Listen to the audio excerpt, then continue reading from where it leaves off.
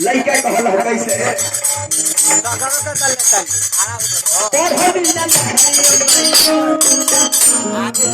ए माई माई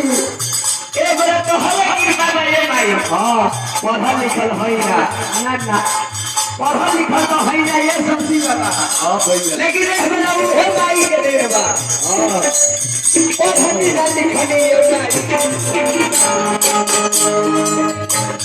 चले आवे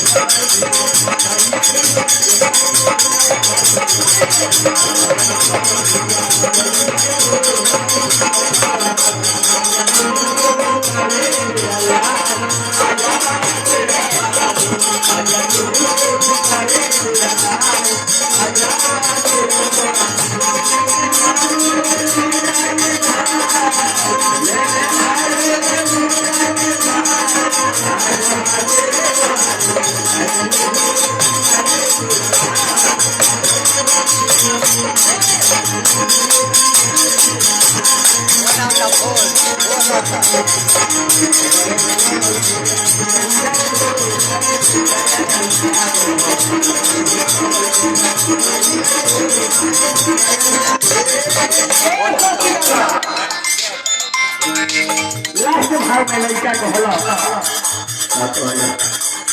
लास्ट भाग में लड़का कहला कौना कैसे कहला बबुआ गुरु श्याम बिहारी जी पूजी रे रतिया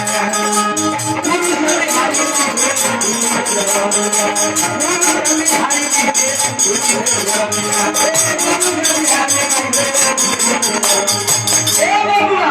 गुरु से बिहारी जी का पूजी रे रतिया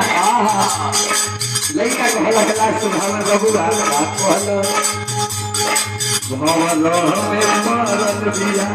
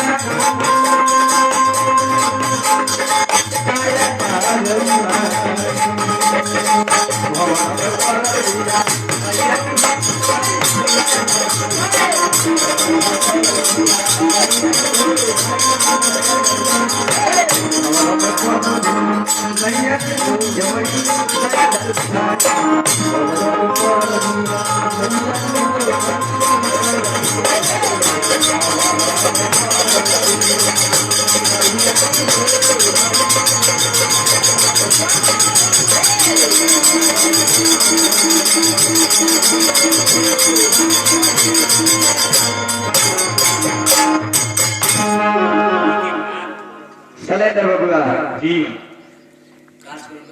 इहे लड़का हाँ चलते चलते में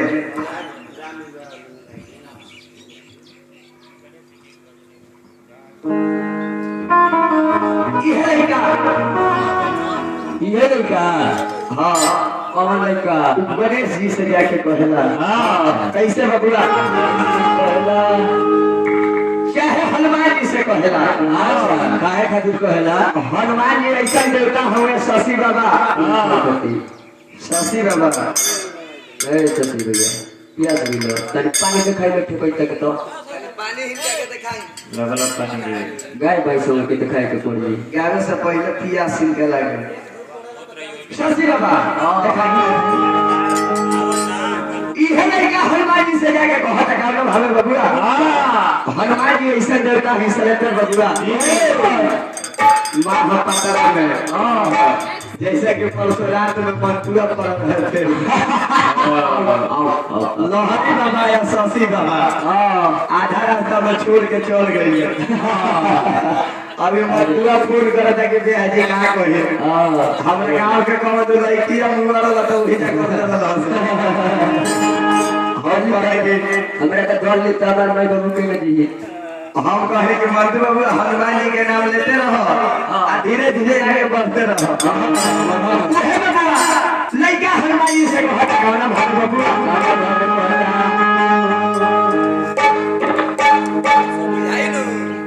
वही जरा ठाकुर शशि बाबा ए खुशी बाबा बाकी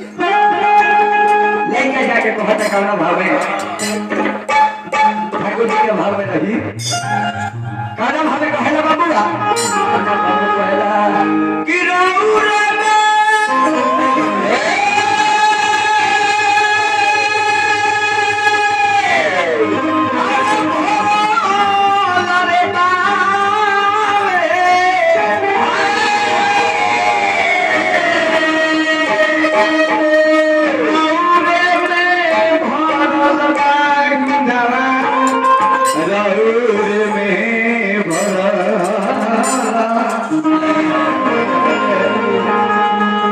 हनुमान जी